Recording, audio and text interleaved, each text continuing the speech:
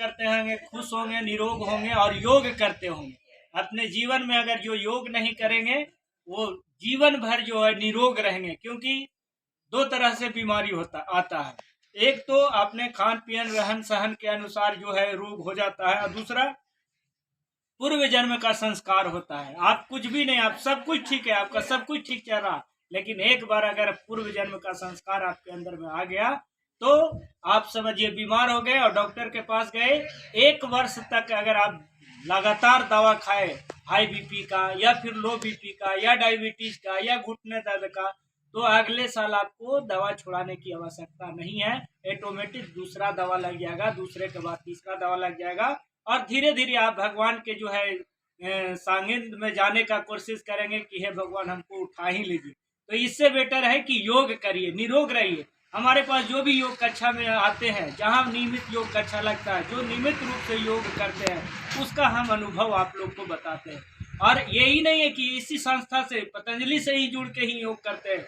विहंगम योग है, रामाश्रय सत्संग है, सब जगह पर छोटा छोटा आप करिए। इसलिए आप भी जुड़िए। हमारे बीच में जो है आदरणीय जी हैं, इनको दिखाया जाए। और देखिए ये विहंगम योग से जुड़े हुए हैं। क्या है योग और क्या है कैसे? ये है जैनेंद्र पंत जी, और ये योग के बारे में अभी आपको बताएंगे, योग से फायदे क्या क्या होने जी बताइए। विहंगम योग के बारे में मैं आप लोगों के सामने कुछ बताना चाहता हूं सभी को। विहंगम योग एक ऐसा योग है जो आत्मा से परमात्मा को मिलाता है।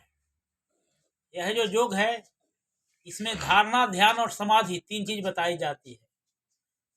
धारणा से हम लोग का मन कंसंट्रेट होता है, एक जगह पे केंद्रित होता है, और जब मन और पवन जब केंद्रित हो जाता है उसके बाद कुंडलनी जागरण हो जाती है। जब कुंडलनी जागरण हो जाती है उसके बाद हमारा जो है मन को इस विहंगम योग में शुद्ध करने के लिए बताया जाता है। मन कैसे शुद्ध करें? जब मन हमारा शुद्ध हो जाता है उसके बाद इस योग में आत्मा को शुद्ध करने की विधि बताई जाती है। और जब आत्मा शुद्ध हो जाता है तब उस परमात्मा से मिलने के लिए आतुर हो जाता है। तब हम इस आत्मा को परमात्मा से मिलाते हैं। यह विहंगम योग है। लेकिन कहना और करना दोनों बहुत ही आसमान, उसमें अंतर है। कह तो देते हैं लेकिन इसको करने के लिए हमारे अंदर के जो दुर्गुण हैं, छल कपट लोभ अहंकार व्यभिचार, सारे जो ये सब दुर्गुण हैं, ये सब को दूर भगाना होगा। उसके बाद ही विहंगम योग अच्छी तरह से फलीभूत होता है। जब तक आपके अंदर मन बेचैन है, मन गलत कार्यों की ओर आगे बढ़ रहा है, तब तक उससे विहंगम योग की प्राप्ति नहीं होगी। मन को धीरे धीरे सनय सनय करके धारणा के द्वारा। कुंडली जागरण क्या होता है? कुंडली जागरण जब हमारी शक्ति, हमारे मन और पवन जो प्राण की शक्ति है, दोनों जब रुक जाती है उसके बाद कुंडली जागरण होती है।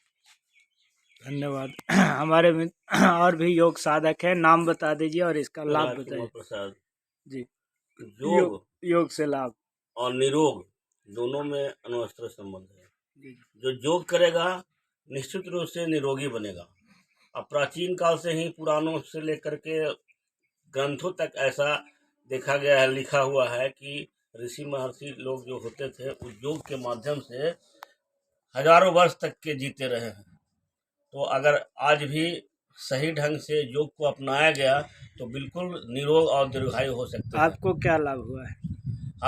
हमारा लाभ हुआ है, पेट थोड़ा कम हो गया है। उसके बाद बिल्कुल ऐसे हल्का शरीर महसूस होता है, बिल्कुल स्वस्थ रहते हैं। अच्छा, शौच क्रिया वगैरह में कोई दिक्कत नहीं? चलिए, बहुत सुंदर तरीके से। अब हमारे बीच में है, नाम बता दीजिए। मनोज कुमार मेरा नाम हुआ। मनोज कुमार जी, बताइए। मनोज जी, आप तो बहुत खुश रहते हैं योग करने से। हम हमेशा खुश रहते हैं और ये योग का ही कमाल है। हम लोग आज 10 साल से इस योग को अपनाए हुए हैं इस प्रांगण में, और हम बिल्कुल स्वस्थ रहते हैं, एकदम मन चंगा रहता है। मेरा यही लाभ है। आपका आदरणीय मुकेश कुमार। मुकेश जी, बताइए कैसे योग से कैसे लाभ होता है? योग करने से हमको एक अनुभव हुआ है कि हम सुबह अगर योग कर लेते हैं तो दिन भर जो है तंदुरुस्त महसूस होता है, रात को नींद भी अच्छी आती है। आइए आदरणीय जी, नाम बता दीजिए। अशोक कुमार हमारा नाम है जी हम योग करने से बहुत लाभ है। जैसे पहले हम खाना खाते थे तो पहले सोचते थे खाने में जी कि खाएंगे तो पचेगा नहीं और कुछ कुछ खाना होगा। जी जी अब जब से योग करना शुरू किए हैं तब से जो भी खा लेते हैं सब पच जाता है और शरीर हल्का रहता है और उन्हें कोई बीमारी हर वक्त में भी नहीं। बहुत सुंदर।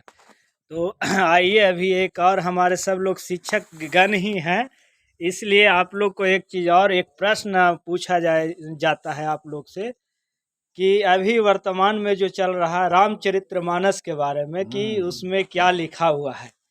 तो आप लोग शिक्षा जगत से जुड़े हुए हैं तो उससे और एक जाति जनगणना, एक एक जो है वाक्य में अगर हो सके तो आंसर दिया जाए। जातीय जनगणना का समर्थन करते हैं?